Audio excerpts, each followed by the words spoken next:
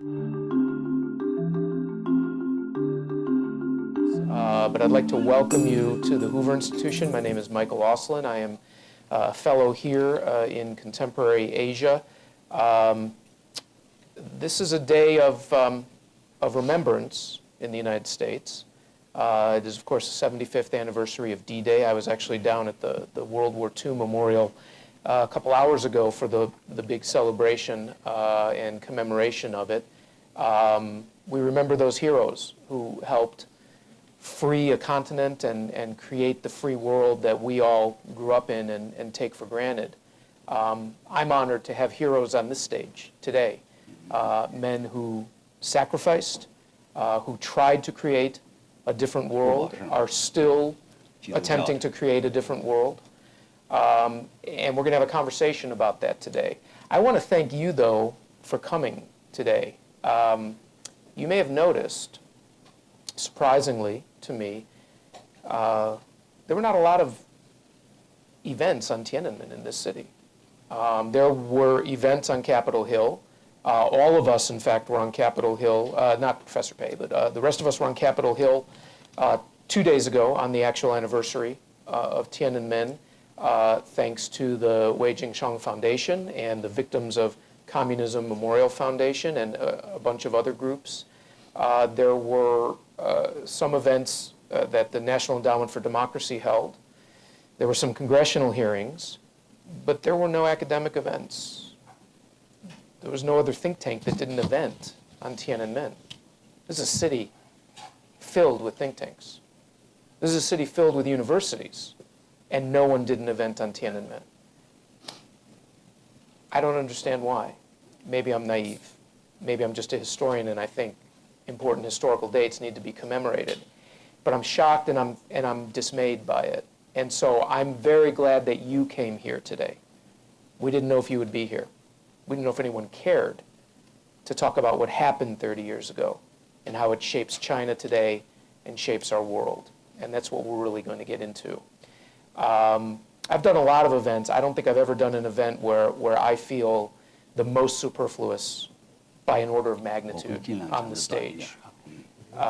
We have gentlemen here who are experts on China. We have gentlemen who are fighting on the front lines of trying to maintain the memory of what communism is, not just was, but is, and people who are the top educators. So I'm going to introduce them briefly, and then we're going to try to have a conversation. We'll have some statements, but we're going to try to have a conversation. And at some point, we're also going to, as I mentioned, have that handout come into you. I'll just go this way, even though this is not the direct order. But to my immediate left is Professor Minxin. Many of you know him as probably the country's foremost scholar of Chinese politics and China today at the Claremont McKenna College out in California, yet spending a semester, is it a year? Yes. A semester as the John Klug Chair in U.S.-China Relations at the Library of Congress, which is really sort of our highest honor, if you can put it that way, for scholars of China. Next to him is Mr. Wei Jingsheng, the father of Chinese democracy.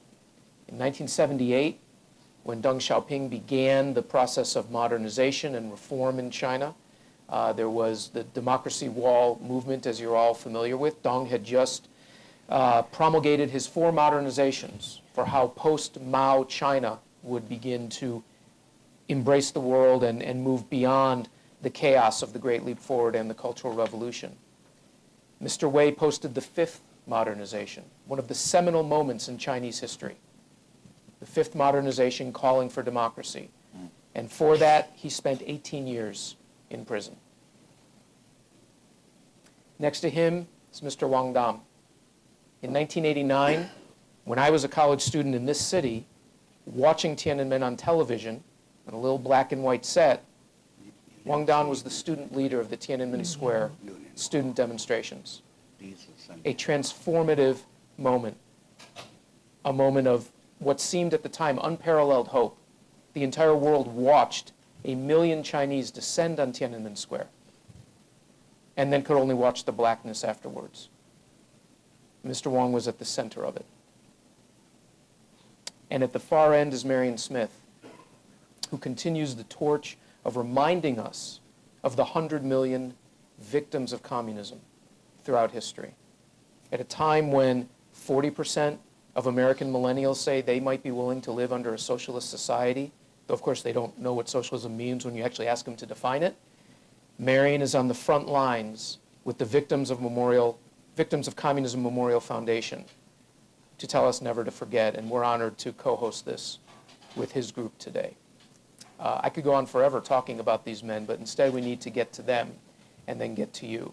We're going to start with Mr. Wei has some prepared comments. We're then going to try to move into a little bit more of a conversation. I'm going to draw out Mr. Wei and Mr. Wang on the legacy of Tiananmen. Professor Pei will talk to us about what this means today in terms of the Chinese Communist Party and the government, and Marion will put it in the context of global communism. On D-Day today, I can't actually think of a more important panel to have that's not directly connected with the commemoration of that event. So again, thank you to our panelists. Thank you to you for being here.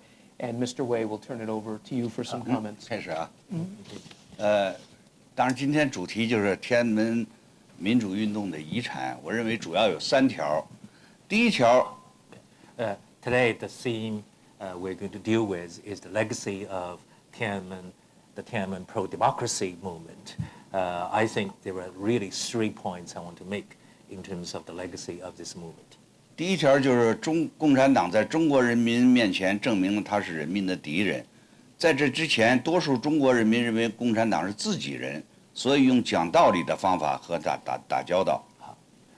The first point is that through the crackdown, the Chinese Communist Party has shown itself to be an enemy of the Chinese people.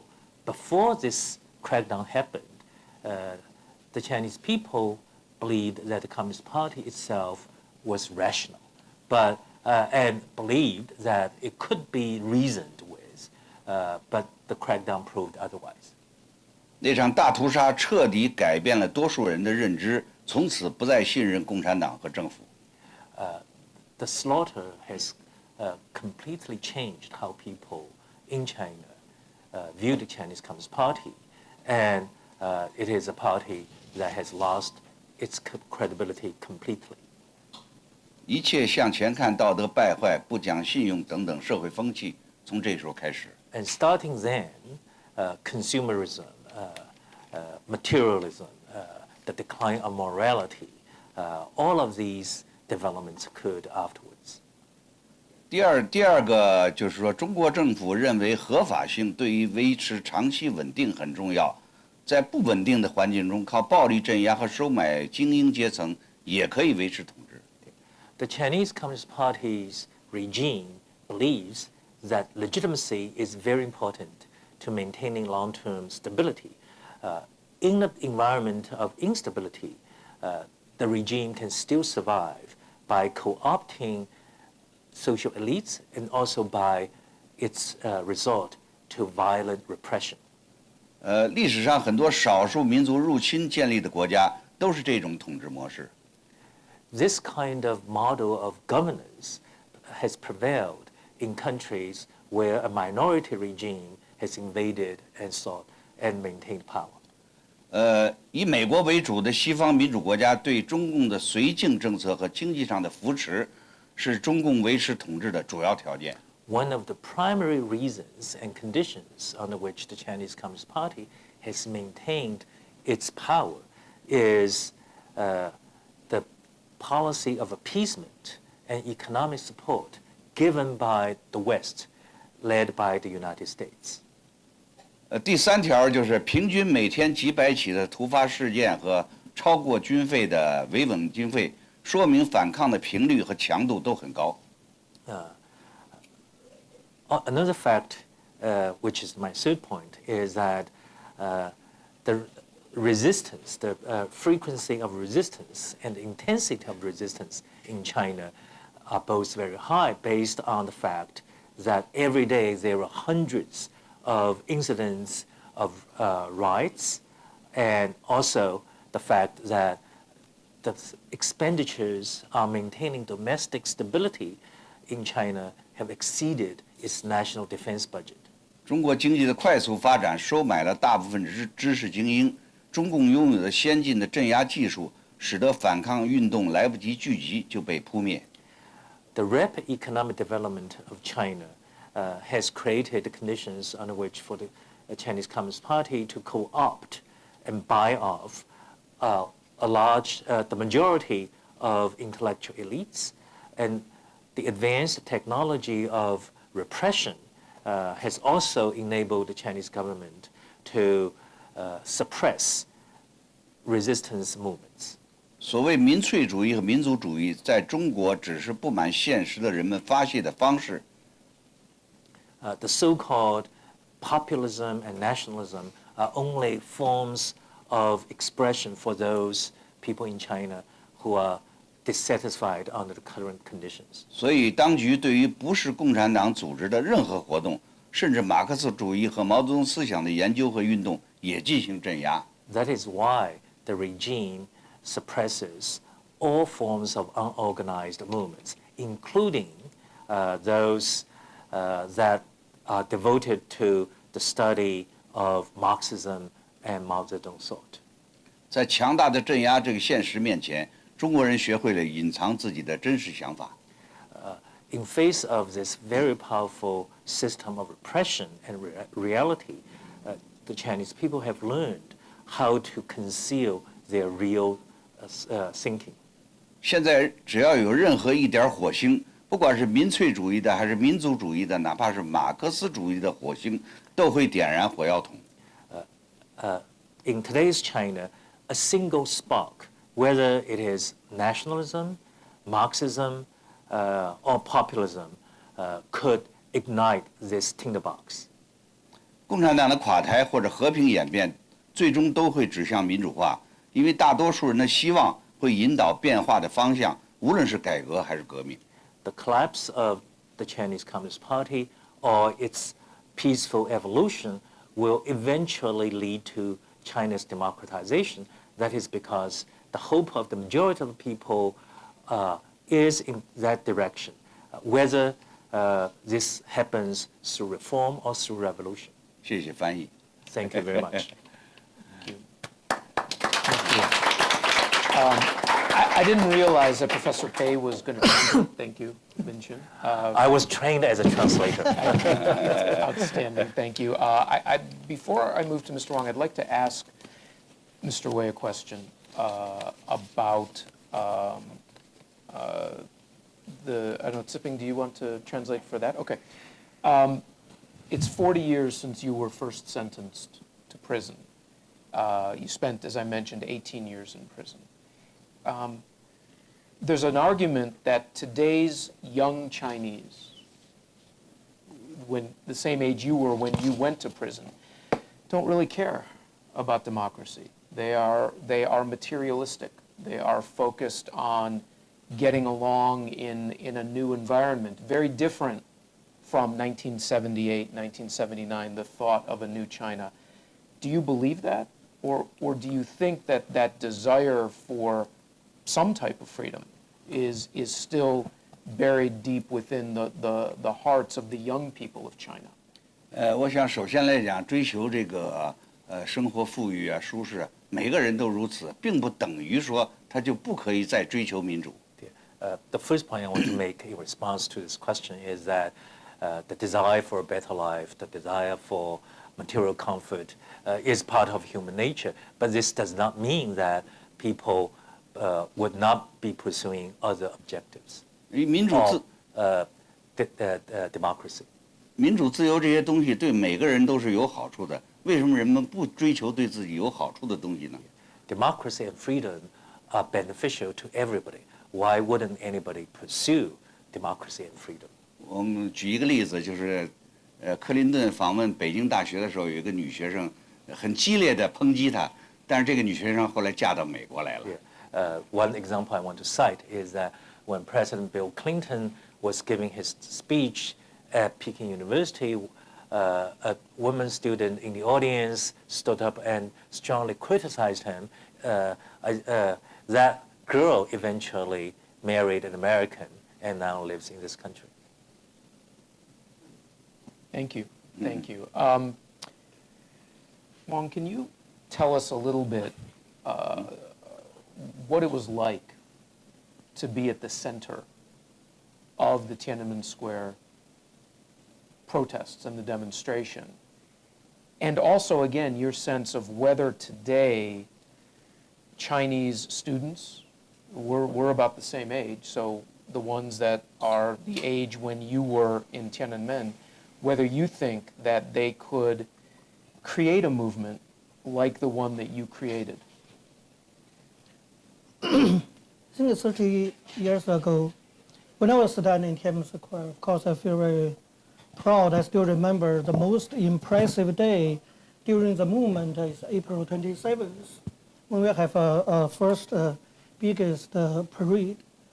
When I stand on a bridge, I saw the whole Chang'an Boulevard. If you've ever been to Beijing, you know that boulevard is quite broad and long and full of people and flags. And that moment really impressed me, because I think that's the first time in the history of a PRC that people decided to go to the street by themselves, not by the government. Mm-hmm. You remember in 1949 when Mao Zedong announced that the Chinese people stand up, but actually Chinese people kneel down. But that is the moment the Chinese people really stand up, and I think we create a history. We changed history, actually. That's why I feel very proud of it. But I would like to take some moment to talk about this topic, the legacy. But I still think there's a huge significance of this movement. One is I think that movement changed the relationship between the state and the society. Mm-hmm. In the 1980s, I think June 4th is a turning point. There are two Chinas. One is before 1989, another is after 1989. These two Chinas totally different. I even think the face of Chinese people changed after that day. Because before 1989, there's still a link between the society and the state. We believe in the state. That's why we went to the street. And in that term, I think we were together. The sense of this country is ours. But after the crackdown, there's a separate, the relationship changed. The people collectively give up, including those elite class and the young generation, they collectively give up the responsibility of the state. And they think the sense of China is yours, not ours. This is a big change. This change has a long-term impact, even influence today's situation. That's very important. That's one legacy. Another legacy is the participation. I mean, the younger generation should take responsibility for the country. This kind of conscience has lost. That's linked to your question. I know the young generation now, they only care about their own benefit. And I think this has come from what happened in 1989. I don't think they really do not care about politics. You know, Chinese people always like to talk about politics. If you go to Beijing and talk to taxi drivers, every taxi driver is a political lovers. Chinese people love to talk about politics, but now for young generation, they do not dare to talk about politics. I think you have to make a difference between this. Some young generation, maybe they really dropped their interest in politics, but I still believe some of them are still interested in politics, but they do not dare to talk about politics. We have to make this difference clearly. But I still have my hope for young generation, because as the human nature of a young generation, we all were young, so young people always have curiosity. I think curiosity is the killer of dictatorship. When I was teaching in Taiwan, our mainland students went to Taiwan to study. The first thing they do is go to internet. They put a key in they found the keyword June 4th or Tiananmen Massacre. They want to know what happened. They cannot know inside China. This curiosity will bring a lot of things. I mean, if they have a chance to know the truth. So that's why I still have my hope for younger generation. I mean, Chinese authorities, they want to carry all the truth, but they cannot destroy the curiosity of a young generation. So that's why I have hope. Thank you. I want to mention, by the way, Mr. Wang's think tank, which is here in the Washington area called Dialogue China. And of course, Mr. Wei's Wei Jingsheng Foundation, which also, both of them working to educate people here, but educate people back in China to the extent possible about history, the legacy, and of course, the future. So can I ask you, you ended, I love the curiosity is the killer of dictatorships, you know, killer of cats, dictatorships, hopefully many other things. And you said you have hope, and in some ways you must maintain hope, and certainly both of you maintained hope in the very dark days of what you suffered for trying to bring democracy to China. But China today is extraordinarily, under Xi Jinping, extraordinarily repressive in ways that many people think it hasn't been since some of the darkest days of Mao. So if the legacy of Tiananmen is this split that you identified between the people and the state, but the state is increasingly sophisticated in repressing any shoots of liberalism, let alone democracy, that emerges, what are the actual tools that curiosity can use, in your view? Because this is, I know, what your think tank is focusing on. Well, still internet. I think the internet is still useful. Of course, Chinese authority did a lot of things to censor internet, but you know, it's a huge country. We have such a large population. We have thousands of millions of people use internet. I don't know. I don't think that's me. Maybe one of us. No. It's a call from. I think we know. I think we know who's calling. We'll just find out if it really is. It's very odd.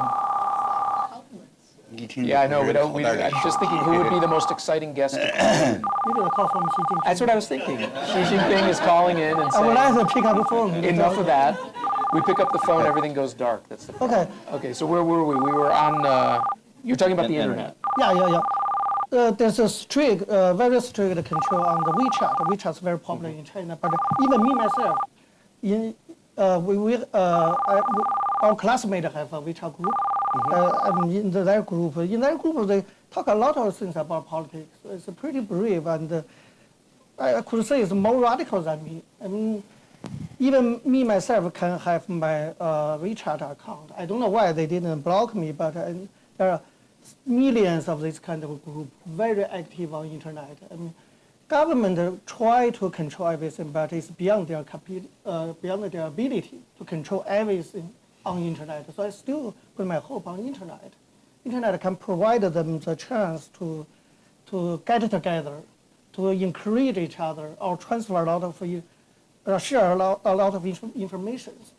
So this is analogous, in a way, to what happened in 1989 in East Europe, which was, it wasn't the internet, but it was technology, the ability to send information beyond the Iron Curtain for people. We have experts here on Europe today, so I'm not going to talk too much about it, but there is a potentially analogous situation with what happened in Europe and the revolutions that began in 1989. That's another thing, by the way, to keep in mind from the historical perspective. We can isolate Tiananmen and talk about Tiananmen in 1989 in China, but remember where we were at that moment. We had seen a wave of democratization through Asia. We had seen it in the Philippines, we had seen it in South Korea, we had seen it in Taiwan, we were seeing it in Mongolia. You could talk about Indonesia. I mean, we thought that Asia was on this path irrevocably to democratization, then the thought that China might be part of it meant this was the final, really the final victory, because on the other side of the globe, we were seeing the beginnings of that breakdown in the Soviet Union, the beginnings of what would turn into the springs of East Europe. It all seemed like it was coming together at that time. That's what the tanks in Tiananmen put a stop to. Minxin, 30s. Oh, well, what my colleague Adam White, thank you so much, Adam, is passing out to you is a piece of history. He is passing out to you Mr. Wei's fifth modernization.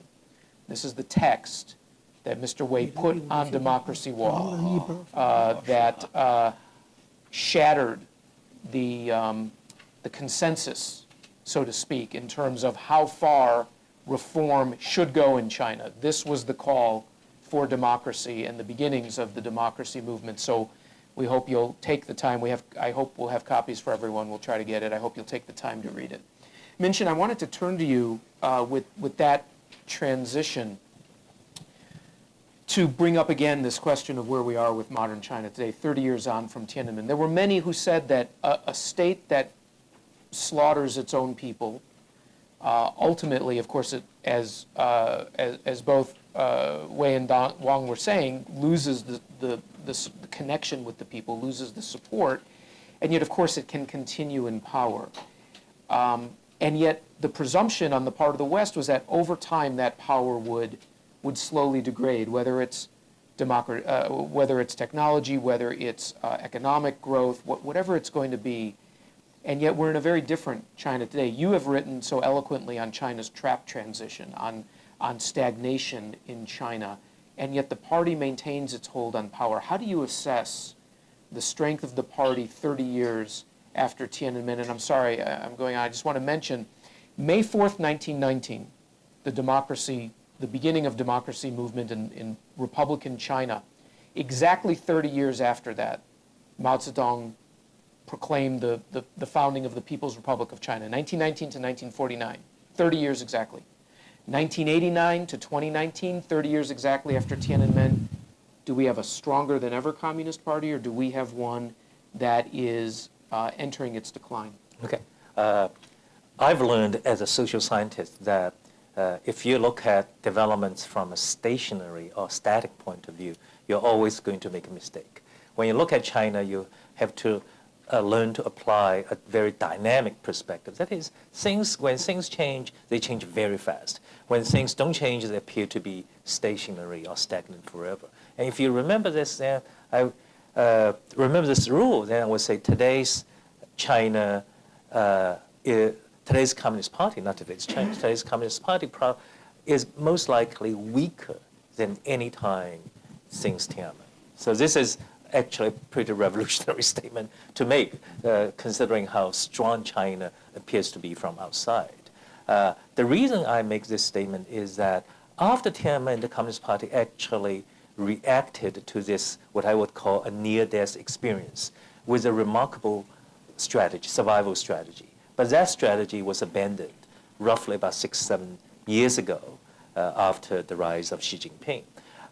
Tiananmen did change the course of Chinese history in one fundamental sense. That is, before Tiananmen, China probably had better than 50 chance of becoming a more open society, if not a liberal democracy, through an evolutionary process. After Tiananmen, that path was foreclosed for 3 reasons, really as a result of the Communist Party's survival strategy. One is that the Tiananmen movement immediately led to the purge of the liberals within the party. If you want to have an evolutionary process of political change, liberals within the regime are critical. Without liberals in the regime, nothing of the sort can take place. So that, and over the years, the Communist Party, I want to add that when you look at Tiananmen, you have to connect Tiananmen with 2 subsequent events: the fall of communism in Eastern Europe, and also the collapse of the former Soviet Union. Because the Communist Party's survival strategy in response to 3 disparate events, actually the strategy itself was coherent. These 3 events were unconnected, but taken together they form the background. The Communist Party learned from the fall of the Soviet Union that it should do anything and everything possible to prevent somebody like Gorbachev from emerging within the party. And that actually has done very successfully. So over the last 30 years, the party has really ensured that no political liberals could be appointed to senior positions in the party. So that forecloses one, though. The other thing the party has done in response to Tiananmen was to end what I would call a period of enlightenment, political enlightenment in China. The 1980s was truly probably the freest in terms of intellectual freedom, political freedom, the freest in history, 70-year history of the Chinese people. And I will also echo what Wang Dan said. 6 weeks, those remarkable 6 weeks in 1989 was the freest, was really, if you want to taste freedom in China, all you need to do is to look at the pictures of the people, genuine smile. People were really free. The fear did not exist for 6 weeks. So in response, the Communist Party decided to clamp down on ideological sphere. So control was reimposed on the media, on college campuses, and a very systematic program of nationalist education was introduced. Initially, many of us did not think that it would be successful. In retrospect, I think it was a very successful, very effective program that did show up the Communist Party's legitimacy. And the third one was that in response to Tiananmen, the party became tactically very flexible. And it learned many lessons in response to crowd control, monitoring of dissidents, and how to co-opt social elites, as Mr. Wei just said. So the party very effectively dealt with successive challenge to its power from various directions. So tactical success led the party to believe that it could prolong its survival in power just by tactical adaptation. So in terms of the tactics used by the Chinese Communist Party in staying in power, probably it's one of the most sophisticated regimes in history. I struggle, I do comparative political science. I struggle to come up with anybody who is remotely as sophisticated, as adaptive, as cynical as the Chinese Communist Party. So, but the success in terms of dealing with dissent, resistance, led to one fatal flaw. That is, the party believes that it does not have to do political reform. It does not have to build deeper connections with its people in order to stay in power. So now, here we are. I think the end of the Tiananmen model, what I call the post-Tiananmen order, now the party faces an entirely different structure, a different situation. The model was very successful for roughly about 20 years, and now the party has to find a new survival strategy. How do you combine that with what, by every measure, people see as an uptick in nationalism in China? So this pride in being Chinese and therefore support, maybe even indirectly, of the state. How do the two fit together? Yeah, I would say there are really three parts. One is very spontaneous. We know that people have identities, national identities, all over the world. And the majority of Chinese people do take pride in their country's economic achievements, in their culture. Another part is obviously elite manipulation, because the Chinese Communist Party has its own agenda of cultivating Chinese nationalism as a source of legitimacy and also trying to defend itself against external pressure. And then the third force is really what I call unfortunate Western outside response to China's rise. Let's just be very honest. Human beings are human beings. They have flaws. They have all kinds of weaknesses when they seek competition, when they fear the loss of status. And a Western response to China's rise has really convinced a lot of people in China that the West just will not tolerate China's rise. So you have the combination of three forces behind the rise of Chinese nationalism. That's interesting. I actually would offer potentially that what you said, the last point, which is this Western antipathy, let's put it that way, to China today. Which is not directed against Chinese people. Right. Not necessarily. Right. Okay. Against the regime. But then most people would find it hard to differentiate action directed against the Chinese Communist Party and action directed against the Chinese people. Yeah. But I was actually going to offer that until recently, I felt it was almost a different dynamic, and maybe I feel that way because I grew up initially studying a different Asian country, Japan, which was this transfer of admiration, respect, desire to participate in the growth of China. Meaning, if you remember back to Japan in the 1970s, 1980s, everybody was learning Japanese. Everybody wanted to go to Japan. It was a way to get rich.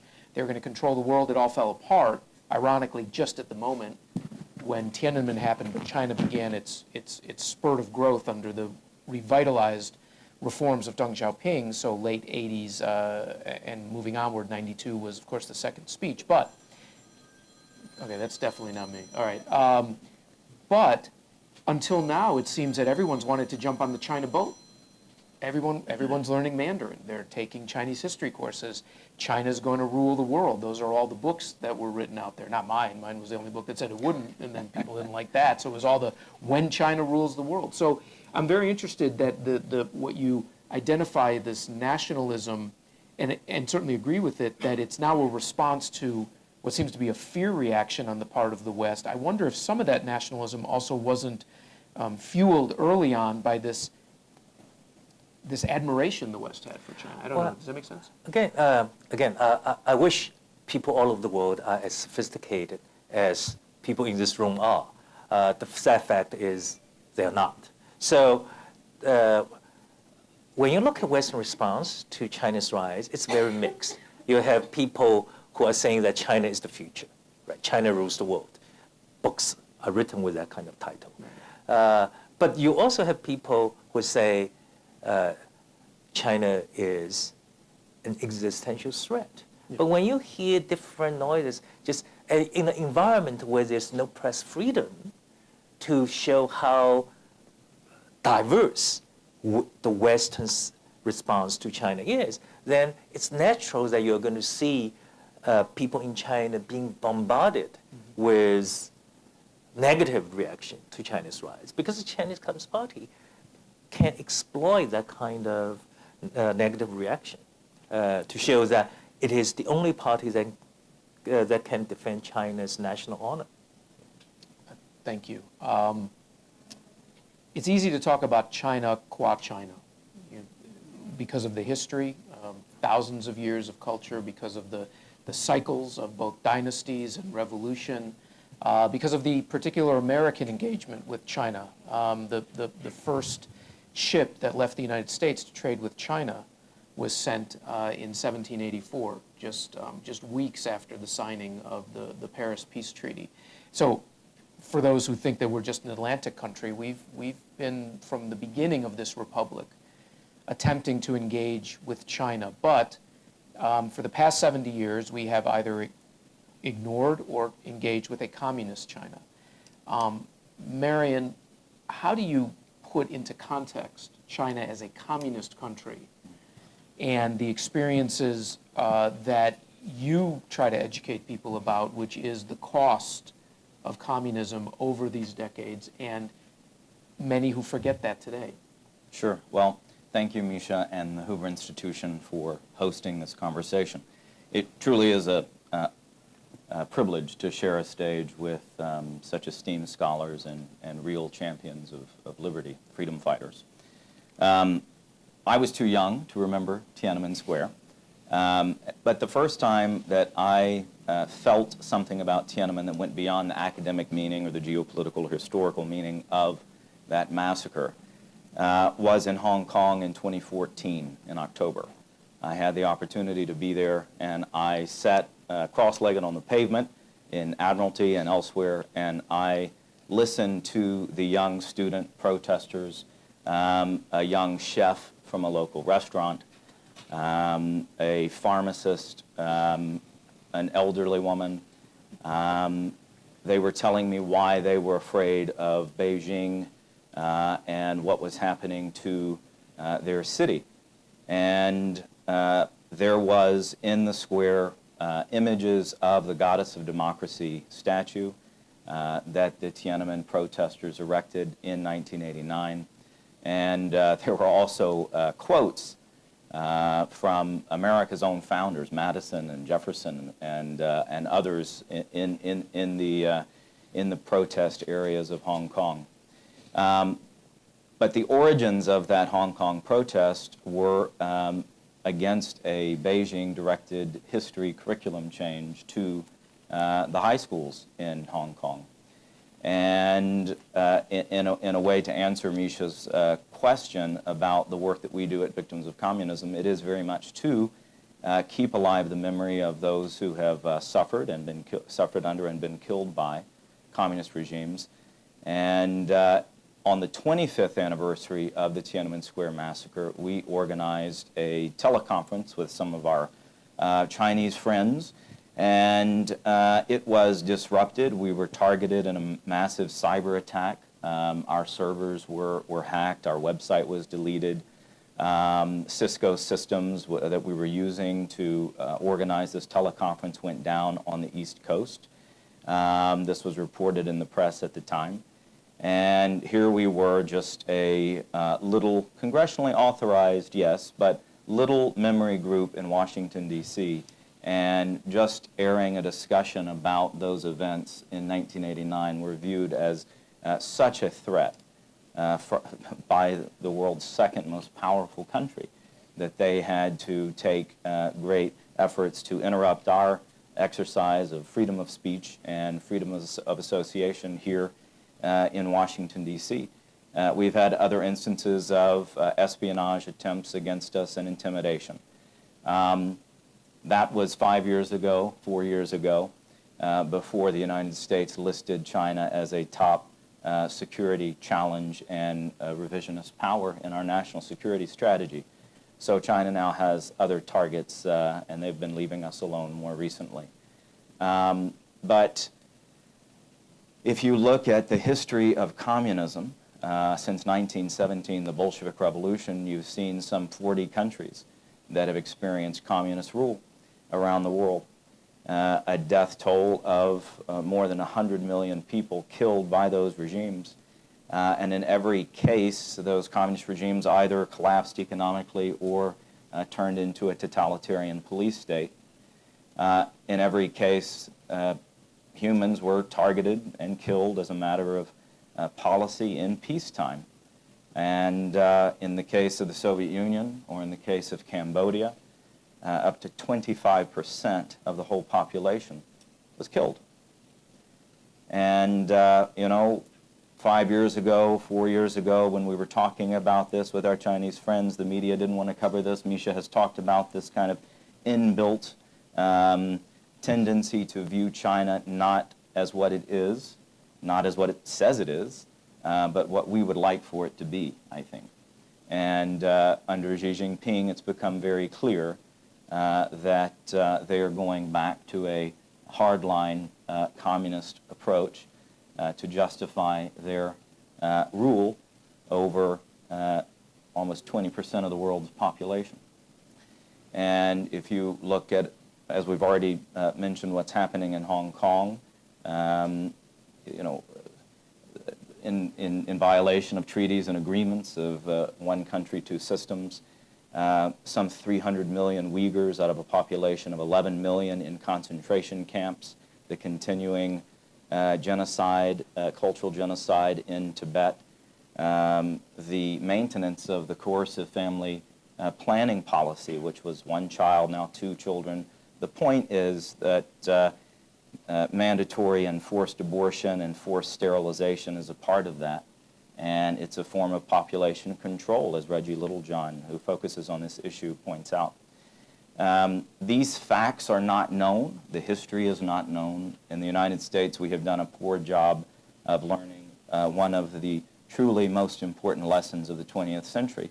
And that was that two evil, totalitarian ideologies and the regimes that those ideologies brought to life conspired to destroy democracy in the world.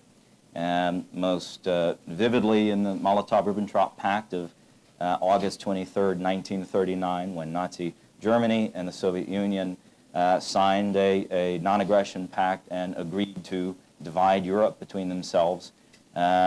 Within 2 weeks, Hitler invaded Poland, and the Soviet Union invaded Finland and the Baltics, and World War II started that way. It's inconceivable that World War II would have started when it did and how it did without that conspiracy between National Socialism and international socialism. And it took today's 75th anniversary of D-Day. It took a great war and a lot of soldiers dying, a lot of American soldiers dying to defeat Nazi Germany. The Soviet Union, of course, became our ally once Hitler invaded the Soviet Union, reneged on that Molotov-Ribbentrop Pact. And after World War II, the Nazi Germany was no more, but the Soviet Union lived on. And that wave of protest and democracy movements that took place in 1989 were successful in Europe. Because by that time, the Soviets were not willing to send in tanks and crush the protests the way they had done, though, in 1956 in Budapest in Hungary, the way they had done in Prague in '68, and martial law in Poland, etc. So 2 months after Tiananmen Square, you had on the border of Austria-Hungary the barbed wire there that was at that spot what the Iron Curtain looked like was cut. The Hungarian border guards allowed the wire to be cut. Word got around, and very soon East Germans were pouring through Hungary and into the West. That pressure built, and by November of 1989, we saw the collapse of communism in Europe, the fall of the Berlin Wall, shortly after the dissolution of the Soviet Union.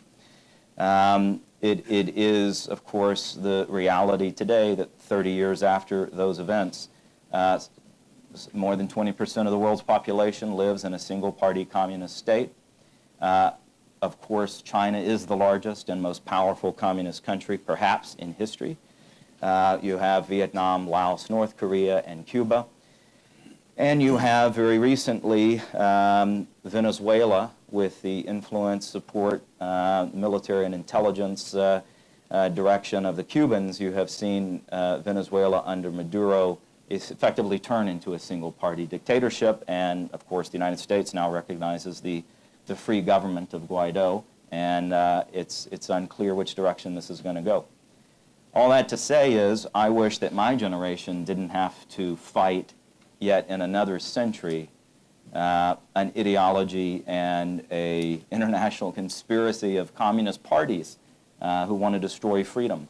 But that's the reality. And so when I was with those students in Hong Kong in 2014, and when I speak to young Chinese millennials my age and younger, I feel a great sense of solidarity with them, because it's in both our national interest and in line with our values as Americans to support them.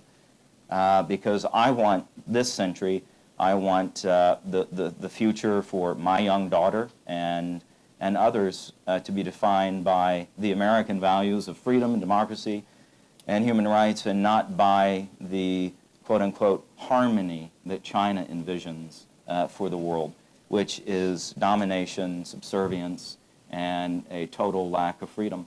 I just want to end on a note of concern about the use of technology here. Yes, the internet can be a wonderful source of information and provide the ability for people to learn facts and to communicate, to gather, but it can also, as we see, be used to facilitate a more total form of totalitarianism than we've ever seen before, and more total than Orwell could have imagined. And it is disgusting and it is disturbing that United States tech companies based in the United States have cooperated with the Chinese Communist Party. I'll just mention Google's Project Dragonfly, where they have used American ingenuity and Google engineers to devise a search engine that is in line with the Chinese state's censorship requirements. We saw a few days ago Twitter in apparently a voluntary or regular purging of accounts, purged an awful lot of Chinese dissident accounts who were talking already about the 30th anniversary of the Tiananmen massacre. So it's not at all obvious that technology is going to be used to facilitate greater freedom. And the United States and American companies and American people have a responsibility to make sure that our society remains committed to the values that the Chinese people demonstrated they wanted 30 years ago. Thank you. It's a good counterpoint. I'm glad you brought it up. I wanted to ask, we're going to get to your questions in just a second. I wanted to ask Mr. Wei, though, before we get there, and then Mr. Wang. When you see events like the 2014 democracy movement, the umbrella movement in Hong Kong, does it give you hope, or as you see Hong Kong being ever more tightly squeezed by Beijing, does it give you fear that the last sort of holdouts of democracy, calling for democracy, could soon be extinguished in China? 共产党的目标当然是要消灭香港的民主，从一开始就是这样。虽然他说的很好听。Yeah. The objective of the Chinese Communist Party is to destroy Hong Kong's democracy, and that was its objective from day one, even though it initially made a lot of pleasing promises. 过去香港的人民呢，认为他们是女王陛下臣民，或者是有英国政府保证的50年不变，他们觉得自己没有危险。但是他们终于很快看到了，共产党很快就下手了，所以他们开始反抗了。Yeah. Before, people in Hong Kong saw that they were protected by the British, and they did not worry. But now they've come to understand that their biggest threat, that the Chinese Communist Party is about to destroy the freedom in Hong Kong, and that's why people in Hong Kong have mobilized to defend themselves. 共产党的保证是没有用的，只有人们开始反抗了，这个民主才开始有希望。Any guarantee by the Chinese Communist Party is worthless. The only way to guarantee, the only way to protect to protect the freedom in Hong Kong is for the people in Hong Kong to start and resist. Thank you. Wang, you lived in Taiwan, and you taught there, as you said.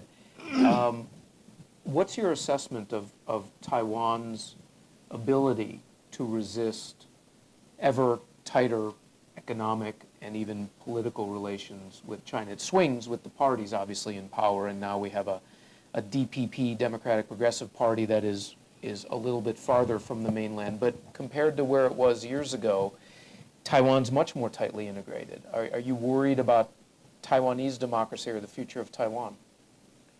I think what CCP did in Hong Kong is a kind of training program for they are going to do in Taiwan.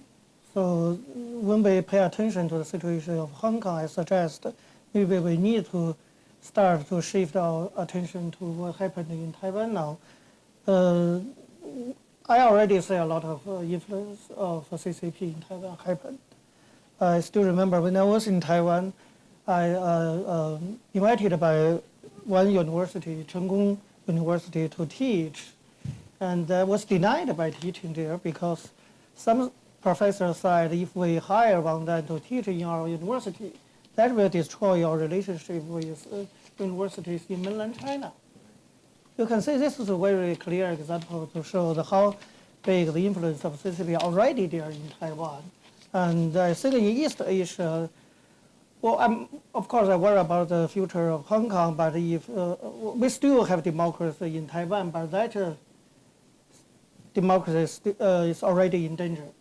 So I hope the international community not only pay attention to what happened in Hong Kong, but have to start to pay attention to the situation in Taiwan. Especially next year, they will have election, and there's the richest man called Guo Taiming will run for president, and I personally believe encouraged by CCP, Beijing, and that's very dangerous. And it's very competitive.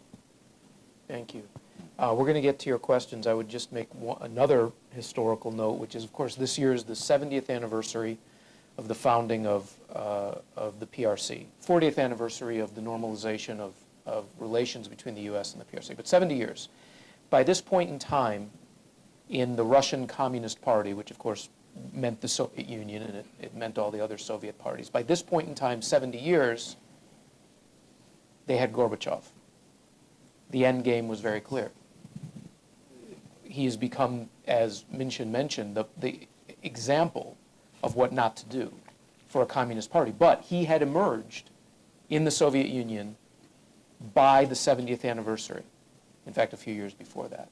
So you could see, not with perfect clarity, it wasn't a crystal ball, but you could understand where Soviet Union was beginning to go. This is the 70th anniversary of the PRC. Xi Jinping is more powerful than any Chinese leader since at least Mao.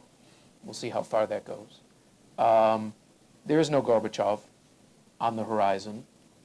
After 70 years, you could make an assessment that the CCP is stronger than ever.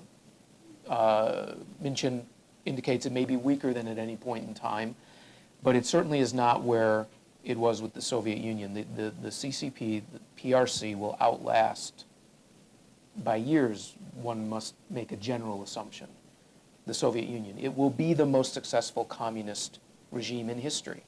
It will be the benchmark. It will be the successful one, as opposed to the Soviets, who were the unsuccessful one. So just to maybe keep that in mind as we move towards that anniversary in October. I'd like to get to your questions, however. Do we have a mic in the back? We do have a mic. Excellent. Please just tell us who you are and make a quick question so we can have time to get to as many as possible. Don't be shy. We have two up here, one over here. Thanks. Well, I'm not shy. My name is Rauf Bajrovic, and I'm from the U.S.-Europe Alliance. I have a question for Mr. Wei Jingsheng. I hope I said that right. So I'm originally from Bosnia, from Yugoslavia, and actually I was 12. I remember, believe it or not, watching this on television live. This was televised live in Yugoslavia, and we knew very well what was going on. It was right after Ceausescu had fallen, and it was clear that the end game was near. But nobody ever believed that China was going to become what it is today, because Yugoslavia was very, very pro-China. Would you tell us why you think the parties is weaker than it is? Me? Yes, you. Okay. That's a question. That's Because a you're question. I know. That's a question for you, because when you answer that, I'd like the sir to answer whether he thinks that the economic relationship with China and the U.S. is what makes the Chinese party so strong in the eyes of the, when we look at it from here, and is that the reason you think it's weak? I mean, because everyone here thinks that it's the strongest in history right now. Everyone is up in arms about China. Yeah. If you, there's something very strange about the use of model. If a country, if you talk about country, that country has a model, Japan model, China model. The moment the China model, the Japan model becomes fashionable, typically is a sign that the country has peaked and it's declined. So if you look at, another thing is don't stage Olympics. If you stage Olympics, it typically means your country is sort of, because the Soviet Union, if you remember 1980 and so forth. Human beings tend to make erroneous assumptions because they tend to project the future by looking in linear terms what has happened in the past. History never happens that way. Okay? So this is just general caution. So because when I said the Communist Party is weaker today than any time in the last 30 years, okay, post-Tiananmen 30 years, not immediately after Tiananmen, okay, for the following reasons. A, do you think the Communist Party today is more united than in the last 30 years? Its elites have the same mission, share same set of values, and have a mechanism of resolving their disputes? The answer is no, because they have to resort to purge, right? Second, do you think the Chinese economy is on the upward trajectory or on the downward trajectory? In the early 1990s, the Chinese economy had at least 2 decades of double-digit growth. And that was the key, regardless of its relationship with the US economically, okay? Because the Chinese economy was at this sweet spot. Today, it faces long-term structural slowdown. The third is China's relationship, geopolitical environment. This is probably one of the most important changes. Today, US and China are on the collision course geopolitically, and that was not true 30 years ago. And finally, do you think China's economic elites, because the Chinese, if there's something called the China economic miracle, this is China's entrepreneurial miracle. The Chinese economy would not have been anywhere as close to being where it is today without the contribution of China's entrepreneurs. Do you think Chinese entrepreneurs today are as hopeful, as optimistic about the future as they were in the last 30 years? If you tick up these boxes, the answers have to be no, no, no. And then collectively, you have to ask the question, how does that do to the strength of the Communist Party? And Ralph, what was your question for Mr. Wei? 不，他说是那个中美之间的经济交往跟关系是否是中国共产党成功和强大的最重要的原因？我说是的，是的，因为美国对就是89之后啊，美国逐渐开放了对中国的经济援助，这样使中国有快速的经济增长，很多老百姓的愤怒呢就不是那么强烈了。再加上中共有了钱以后，他可以收买西方的政治家，可以收买中国的知识精英，这些行为都是很明显的行为。那么，当然这就成为支撑共产党维持这30年的重要的原因。His answer to your question is affirmative. Is that after the 1989 crackdown, the U.S. Helped China develop economically, and as a result, the Chinese Communist Party had economic resources to co-opt elites internally and also co-opt elites abroad. And economic growth also made the Chinese people less unhappy about their government. 另外，他刚才提到南斯拉夫，我想南斯拉夫后来的事情呢，给人们留下一个很深刻的教训，就是他在社会开始向民主转型的时候，塞尔维亚人还维持着过去共产党政府对其他民族的高压，这样就导致了一片混乱。Since you mentioned Yugoslavia, my observation about Yugoslavia is that at the beginning of its democratization, only Serbia maintained a communist government, which continued to suppress other minorities, and that led to the chaos and violence that followed. Olympic Games, that's one thing I've learned. Avoid it like plague. We have time for a few more. I thought we had one here and one here. Here and there, these two gentlemen, and then we'll come over. Thank you. I'm Jim Hoagland, and as a correspondent for the Washington Post visiting in Beijing, I was in Tiananmen Square and witnessed the heroism of the Chinese people, particularly in the person of Wang, whom I met in those days. So I want to congratulate Hoover for having this. I'm now a senior fellow at Hoover, I should also add. But I think having this discussion today is the right thing to do. My question really is for Mr. Wei Jingsheng and Wang Dan. We've touched on it a little bit, but I want to try to push the conversation a little further. How do you judge the American corporate involvement in China and the direction in which it has pushed the country, for better or for worse? And what about things like the Schwarzman fellowships that are now taking place in China in an attempt to build understanding. Is that a good route to follow? 你先回答。我怕等一会忘了。好的。我觉得美国的大企业在中国事务上起了很坏作用，他们迫使好几届的总统不得不向中国妥协。I think American corporate interests have played a very bad role on the issue of China, and collectively they forced several administrations and presidents to cave in to China. 我们特别是在1999年关于那个 PNTR 那场争论中，我们发现很多的议员，他们自己告诉我们，他们实在受不了大公司的压力，所以他们只好投了克林顿一票。Especially at this critical, during this critical debate about China's permanent normal trade status, many Congress people told me that they could not withstand the pressure from American corporations, and they had to support the passage of that bill.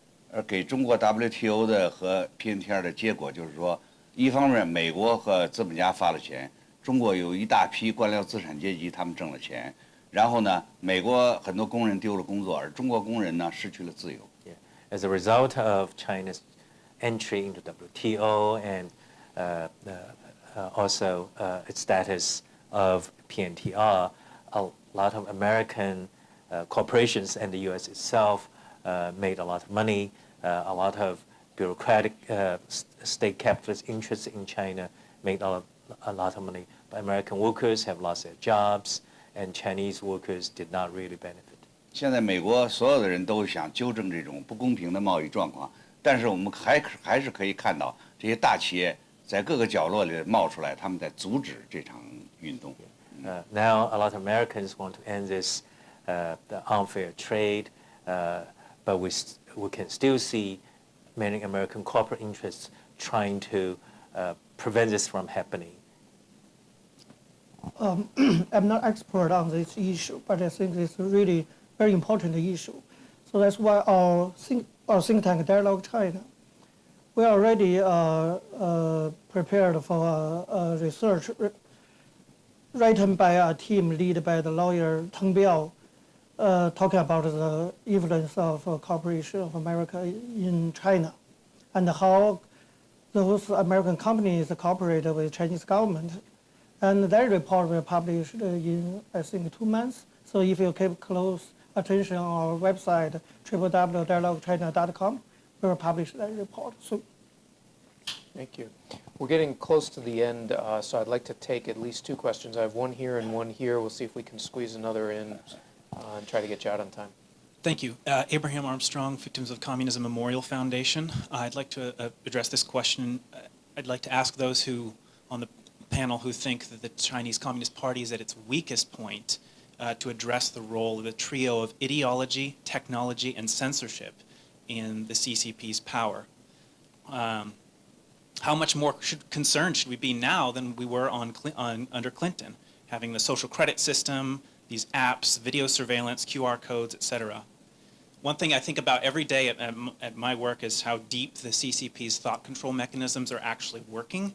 And I was meeting with an exile just 3 days ago who told me that the young Chinese here in the US are much different than her past generation. If the CCP can hold on and survive just for another 10 or 15 years, is not their strength vastly increased and their ability to prevent another Tiananmen? This question is for Professor Pei. I was wondering, so you said the CCP is relatively weak because of you enumerated those reasons. Does that weakness extend to Xi Jinping? Because Xi has been incredibly powerful, as pointed out.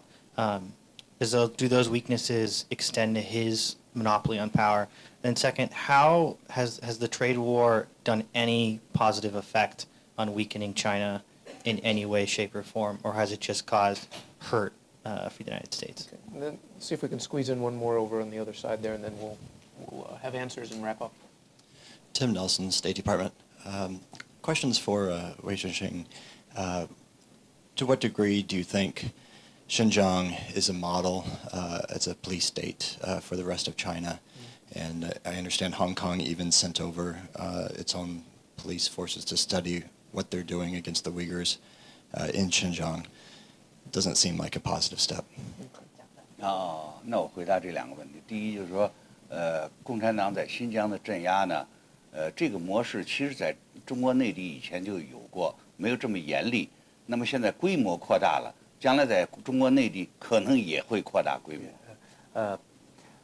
The methods used in Xinjiang by the Chinese government have actually been all tried and used within China, within other parts of China, except for the degree of severity and the scope. But they will be used in China to the same degree in the future if the Chinese Communist Party wants to. 关于贸易战有得有失呢，我觉得任何一场战斗都会有得有失。但是我发现现在很多的学者和很多的美国的报纸在夸大美国的损失，试图让美国停止贸易战。As for the trade war, people win, people lose, but I found that some American scholars, American newspapers are exaggerating the losses for the U.S., exaggerating the losses for the U.S., perhaps in a hope to see the trade war stop. 美国人好像没有卖国的概念。Americans don't have the concept of selling out, betraying their country. Would you like to answer the Minxin? Would you like to answer the questions on control and internet and so on and so forth? Yeah, well, I actually have been doing research on the surveillance state, the use of technology, my take is that technology might strengthen a regime's capacity to monitor. But if a particular government or a particular political system cannot deal with other challenges, then technology's contribution to its long-term survival probably is very marginal. Because when you look at Stasi, when you look at KGB, these organizations had near total control in a very technical sense over the population, to the same degree the Chinese Communist Party has today in China. In fact, when I look at how the Chinese Communist Party controls the population, even before the advent of internet, social credit system, it does a remarkably effective job because it has a very well organized system. But that system can function only within a certain context. If there's what I call a generalized crisis of confidence in the regime, of economic stagnation, of dissent within the regime, that system does not function because that system has to be governed by a brain. When the brain does not function well, the system does not function well. Thank you. We're going to wrap up. I would be remiss if I didn't mention the Hoover Institution's long connection to China. Herbert Hoover, who founded the Hoover Institution, went over to China as a metallurgical engineer at the end of the 19th century, beginning of the 20th century, with his new bride, Lou Henry Hoover, and they were caught in the Boxer Rebellion. They were actually shelled in the foreigners' concession and survived. They taught themselves Chinese, and in fact, when they didn't want anyone else to understand what they were talking about, they would talk Chinese to each other, and they translated some metallurgical engineering books into Chinese. The holdings of our library and archives, which is run by the library and archives director Eric Wakin, the holdings that we have on China, both Republican and communist, is extraordinary, and it is among the most used archives in the world. So for those of you doing research, you should very much check out what Hoover has and the ability to go over there and do the work. I started off by saying today we remember the heroes of D-Day, and today it's been an honor that we could talk about China and democracy with the heroes of Chinese democracy, with some of its greatest scholars, and with those reminding us of communism. So please join me in thanking this incredible panel.